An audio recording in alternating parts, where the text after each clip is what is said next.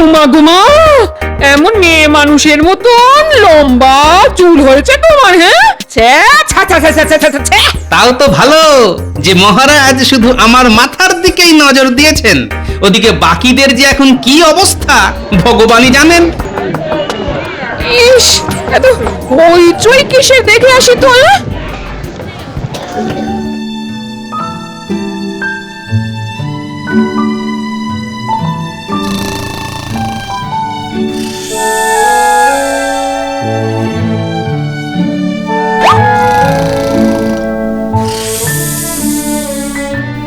বাবারে বাবারে, এই ওঠো বলছি, ওঠো।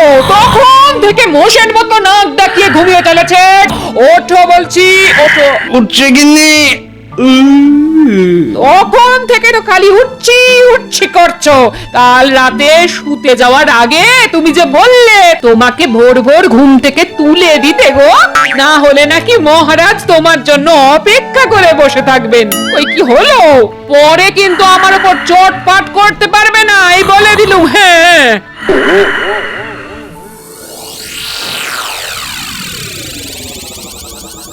কি সকাল হতে যায় এখনো যে গোপালের দেখা নেই। গোপাল হয়তো এখনো নাক ডেকে ঘুমোচ্ছে। গোপাল আসেনি তো কি হয়েছে, আজ আমি একা একাই যাবো প্রাতঃভ্রমণ। একা? না না, সঙ্গে একজন প্রহরীকে অন্তত নিয়ে যেতেই হবে। আবার প্রহরী কেন? আমি কি কচি খোকা নাকি যে একা একা প্রাতঃভ্রমণে গেলে রাজপ্রাসাদে ফেরার রাস্তা গুলিয়ে ফেলবো? কাউকে চাই না আমার সঙ্গে।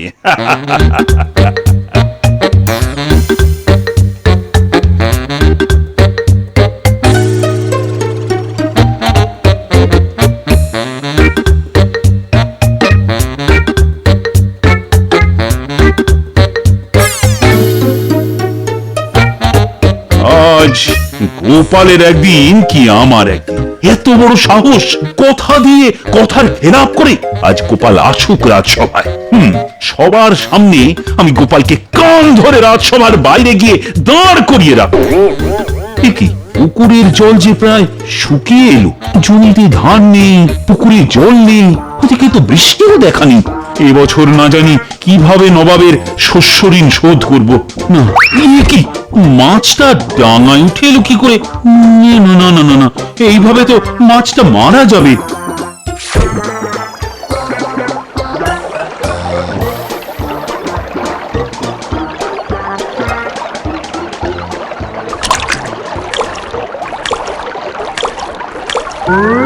ধন্যবাদ রাজা কৃষ্ণচন্দ্র, আমার জীবন ফিরিয়ে দেওয়ার জন্য আপনাকে ধন্যবাদ।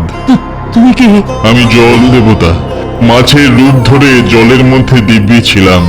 তবে অনাবৃষ্টির ফলে সব জল শুকিয়ে এখন কাদা। সাঁতার কাটতে কাটতে কখন যে কাদায় আটকে গিয়েছি বুঝতেই পারিনি। আমি আপনার কাছে চিরকৃতজ্ঞ।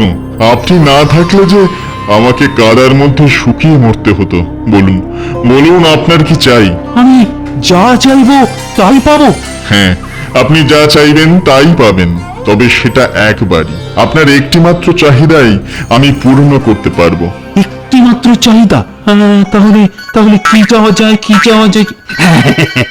পেয়েছি পেয়েছি, আমি চাই আমি মনে মনে যেটা ভাববো সেটাই যেন সত্যি হয়। তাই হবে। বলে কি, মনে মনে যা ভাববো তাই সত্যি হবে? এই জলদেবতা আবার আমাকে বোকা বানিয়ে চলে গেল না তো? হ্যাঁ, একবার পরীক্ষা করি দেখি তো। এই তো, আমি চাই আমার পায়ে লেগে থাকা কাদা যেন সব মুছে যায়। হয়েছে হয়েছে, আমার ভাবনা যে সত্যি হয়েছে। ও কি মজা, কি আনন্দ!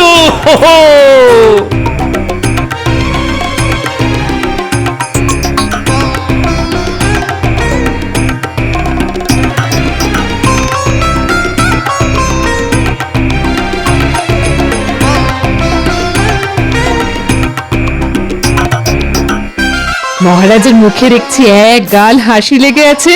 কি ব্যাপার? সকাল সকাল নিশ্চয়ই ভালো কিছু ঘটেছে আপনার সঙ্গে। ভালো বলে ভালো, তার আগে বলো দেখি রানী, তোমার এখন কি চাই? একটা মুক্তোর মালা যদি হতো তাহলে খোপায় জড়িয়ে রাখতাম। তার জন্য এখন আবার রাজ্যহরিকে ডাকো, মালা পছন্দ করো। কাউকে ডাকার দরকার নেই রানী, চোখ বুঝে মুক্তোর মালার কথা চিন্তা করলেই হবে। এখন যদি রানীর মাথায় একটা মুক্তোর মালা থাকতো তাহলে কি ভালোই না দেখাতো। বলেছিলাম না, এর থেকে ভালো আর কিছু হতেই পারে না। শোনো, আজ সকালে আমি যখন প্রাতঃভ্রমণের উদ্দেশ্যে বেরিয়েছি তখন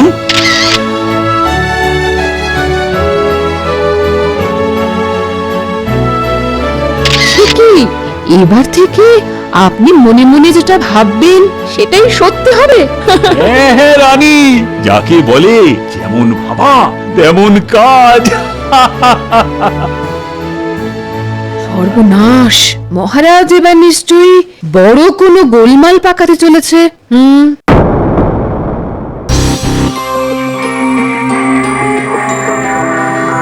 কি গোপাল কোথায়? দেখুন, গোপাল হয়তো রাজসভায় ডুব মেরে বাড়িতে নাক ডেকে ঘুমোচ্ছে।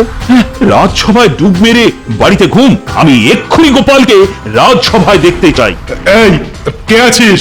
মহারাজের হুকুম, এক্ষুনি ওই গোপালকে বাড়ি থেকে তুলে নিয়ে আয়। থাক সেনাপতি, কাউকে যেতে হবে না। না গেলে গোপালের কাছে সংবাদ পৌঁছবি কেমন করে মহারাজ? আমি মনে মনে গোপালের কথা চিন্তা করলেই গোপাল এখানে এসে হাজির হবে রাজ্যতীশী। মহারাজ কি আমাদের সঙ্গে রসিকতা করছেন? বিশ্বাস হচ্ছে না তো? তবে দেখো আমার জাদু। গোপালকে আমি এক্ষুনি রাজসভায় আমার সামনে দেখতে চাই। হ্যাঁ, গোপালের কথা ভাবতেই গোপাল হাজির। বিশ্বাসই হচ্ছে না, কেউ আমাকে মারো চর। এটা আমাদের মহারাজ নাকি কোনো জাদুকর? এই যে গোপাল, রাজসভা কামাই করে শুয়ে শুয়ে নাক ডাকা হচ্ছে। ওঠো ওঠো বলছি। আর একটু ঘুমোতে দাও গিন্নি, আজ রাজসভায় যাব না। আজ গোপালের কপালে দুঃখ আছে।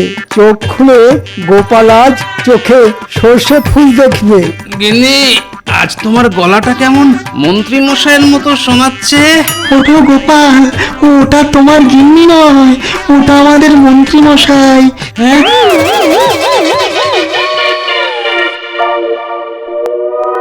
জাহাপানা জাহাপানা হিসেব বলছে সবাই তাদের শস্য ঋণ নির্দিষ্ট সময়ের মধ্যে শোধ করে দিতে পারলেও মহারাজ কৃষ্ণচন্দ্র এখনো তার শস্য ঋণের 1/3 শোধ করতে পারেননি।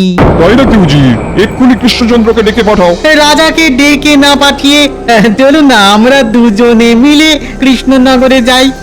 রাজকোষে যত মুদ্রা আছে সব একেবারে নিয়েই দেশে ফিরবো।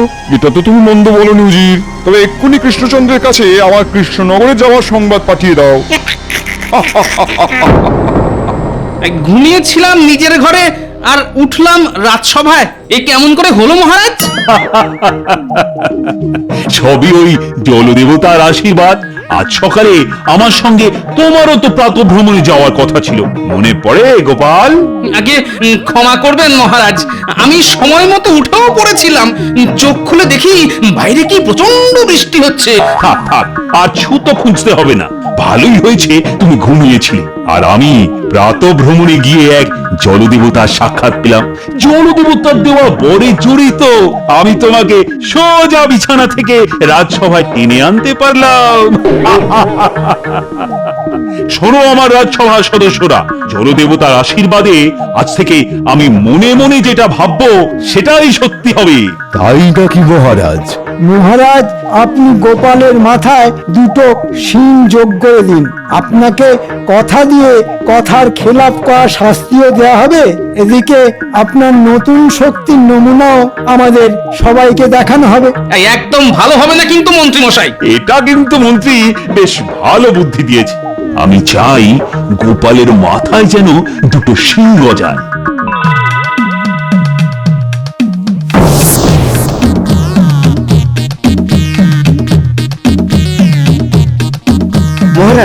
রাজপ্রাসাদের বাইরে প্রজারা সব দাঁড়িয়ে আছে, কিছুতেই কথা শুনছে না। বলছে আজ নাকি তারা আপনার সঙ্গে দেখা করে তবেই বাড়ি ফিরবে।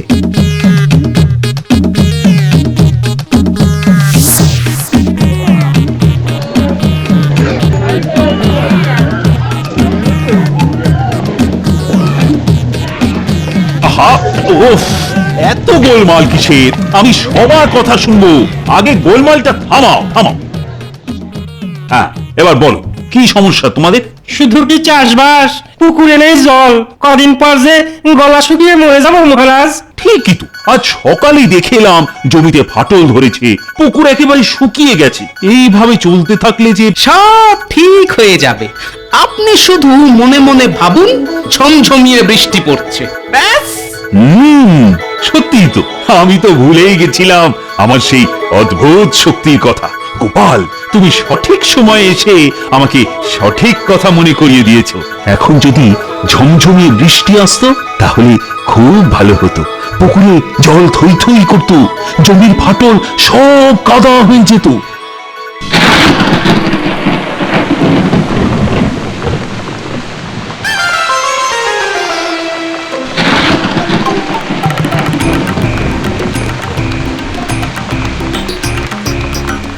আমাদের মহারাজা মহান, যেটা ভাবেন সেটাই সত্যি হয়ে যায়। কি গোপাল দাদা, তোমার মাথায় শিং গজালো কি করে? আর কি বলবো ভাই, কথায় আছে না, শিং ভেঙে বাছুরের দলে নাম লেখানো, আর আমি শিং গজিয়ে গরুদের দলে নাম লিখিয়েছি। মহারাজ, আপনাকে গরু বলল গোপাল? চুপ, ওটা তোমাকে বলেছে, আমাকে নয়। সঠিক সময়ে গোপাল আমাকে মনে করিয়ে দিয়েছে আমার এই শক্তির কথা। আর তুমি পাশে দাঁড়িয়ে দাঁড়িয়ে ভ্যারেন্ডা ভাবছিলে মন্ত্রী। না না না না, গোপালকে আর শাস্তি পেতে হবে না। আমি চাই এক্ষুনি ওর মাথা থেকে শিং দুটো চলে যাক। গোপালকে আর যাই হোক গরু তো বলা চলে না।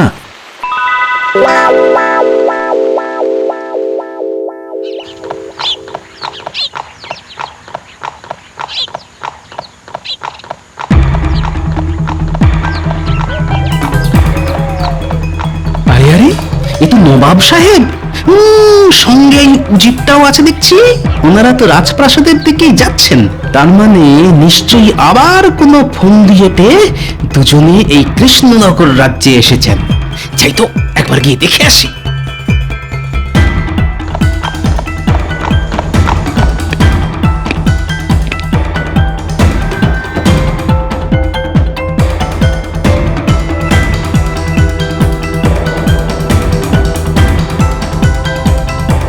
ভালো হবে না বলে দিলাম, এক্ষুনি রাজকোষের চাবি আমার হাতে তুলে দাও বলছি।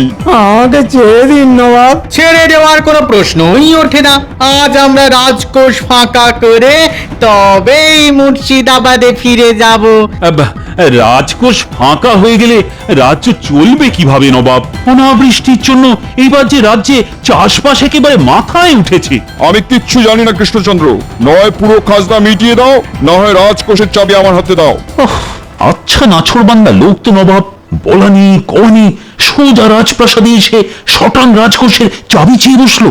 ইচ্ছে করছে না নবাবের দাড়ি ধরে টেনে ছিঁড়ে দিই। সঠিক সময়ে সঠিক অস্ত্র ব্যবহার করেছেন মহারাজা।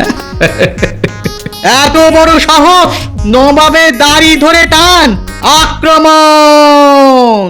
বেশি বেয়াদবি করলে এবার ছাল চামড়া গুটিয়ে দেব, এই বলে দিলাম উচিত। একটা বাঁদর কোথাকার, জির মুখ যেন বাঁদরের মতো হয়ে যায়।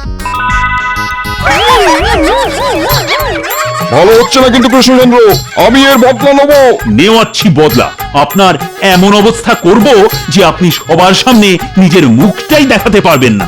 আমি চাই নবাবের মুখে যেন একটা হাতির মতো সুর গজায়, আর পেছনে একটা ছোট্ট লেজ।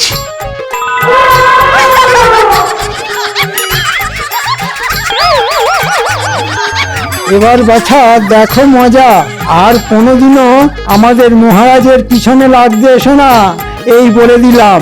মহারাজ এখন মনে মনে যেটাই ভাববেন সেটাই সত্যি হবে।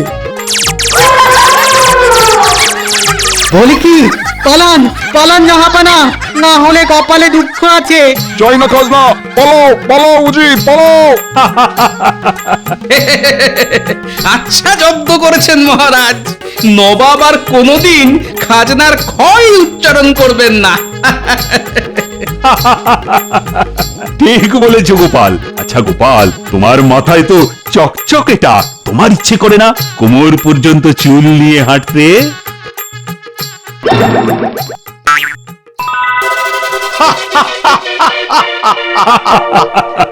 মন্ত্রী, বড্ড হাসি পাচ্ছে না তোমার? হ্যাঁ, না না, আর হাসবো না মহারাজ, আর হাসবো না, ভুল হয়ে গেছে।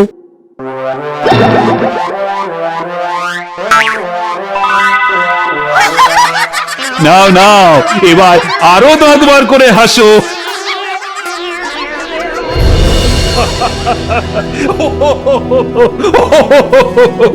রাজসভার সদস্য না চিড়িয়াখানার জন্তু? সবাইকে একটা করে উপহার দিয়েছি আমি। এবার কি হবে? হ্যাঁ, আয়নার সামনে দাঁড়াবো কি করে? সেই তো, মহারাজের আশীর্বাদে আপনার গলা এতটাই লম্বা হয়েছে যে ওই ছোট আয়নায় মুখ দেখলে শরীর দেখা যাবে না, আর শরীর দেখা গেলে মুখ দেখা যাবে না। সেনাপতি সেই কথা বলেনি গোপাল। সেনাপতি বলতে চাইছে এবার আমরা সবার সামনে গিয়ে দাঁড়াবো কেমন করে। সবাই তো এবারে আমাদের দেখে হাসবে। শক্তির অপব্যবহার করলে সেটার আশীর্বাদ থাকে না, অভিশাপ হয়ে যায়। এটা মহারাজকে কে বুঝাবে? মহারাজ এখন নিজের খেলাতেই মত্ত। না, আমাকেই কিছু একটা করতে হবে দেখছি।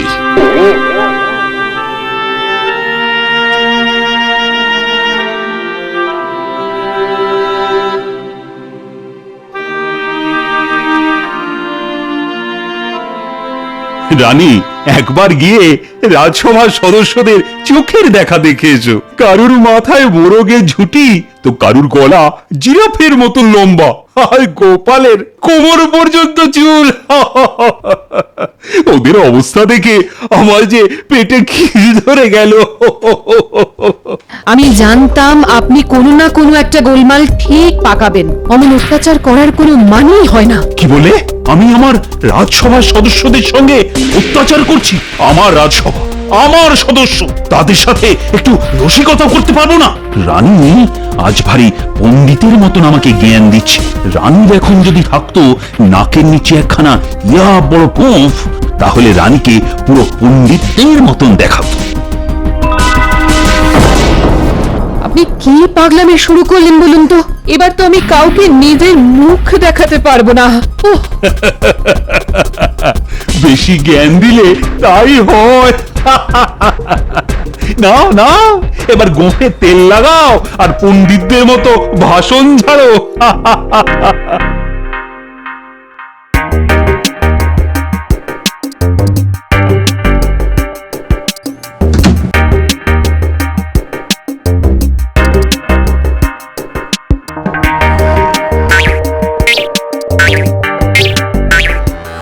গুমা, এমন মেয়ে মানুষের মতন লম্বা চুল হয়েছে তোমার? হ্যাঁ, তাও তো ভালো যে মহারাজ শুধু আমার মাথার দিকেই নজর দিয়েছেন। ওদিকে বাকিদের যে এখন কি অবস্থা ভগবানই জানেন। ইস, এত হইচই কিসের দেখে আসি তো।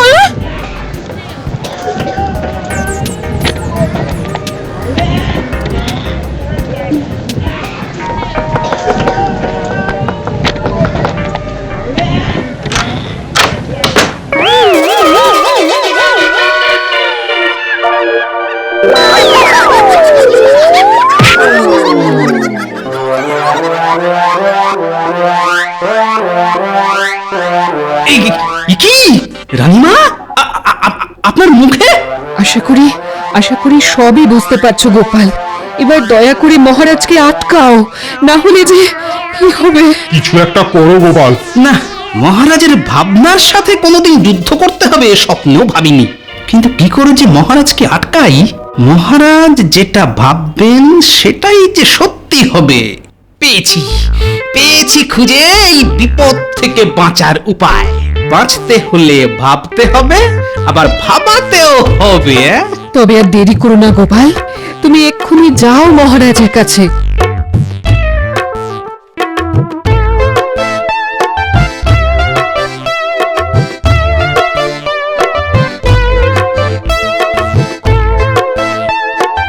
মহারাজের জয় হোক।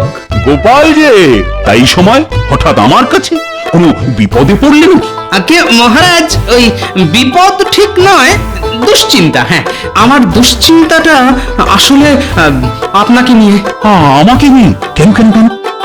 এই যে জলদেবতা আপনাকে আশীর্বাদ দিল, তারপর থেকে আপনি যেটাই মনে মনে ভাবছেন সেটাই সত্যি হচ্ছে। একদিন যদি আপনার কাছ থেকে এই শক্তিটা চলে যায়, তখন আপনি কি করবেন মহারাজ? সেটা তো ভেবে দেখিনি গোপাল। এখনো সময় আছে মহারাজ, ভাবুন ভাবুন। ধরুন আপনার শক্তিটা আর আপনার সঙ্গে নেই। আমার শক্তি আর আমার সঙ্গে নেই, আমি আবার আগের মতো সাধারণ মানুষ হয়ে গেছি। মানে আমি যেটা ভাবছি সেটা আর সত্যি হচ্ছে না। না না না না না, সেটা হলে যে সব মজাই চলে যাবে, আমি আর যা ইচ্ছে তাই করতে পারবো না। ভাবুন ভাবুন, একবার যদি ভাবতে শুরু করেন যে আপনার শক্তি আপনাকে ছেড়ে চলে গেছে, তাহলে যে সেটাই সত্যি হবে। ভাবলাম গোপাল, সত্যি সেরকম কিছু হলে মোটেই ভালো হবে না। কাজ হয়েছে, মহারাজের শক্তি সত্যি সত্যি মহারাজকে ছেড়ে পালিয়েছে।